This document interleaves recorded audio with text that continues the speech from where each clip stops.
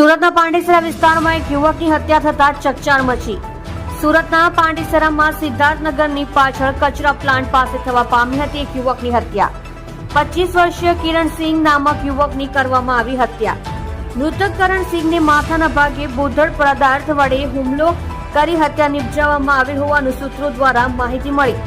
સુરતની પાંડેસરા પોલીસનો કાફલો અને ઉચ્ચ અધિકારીઓનો કાફિલો ઘટના સ્થળ પર આવી હત્યાનો ગુનો નોંધી આગળની વધુ તપાસ હાથ ધરી છે।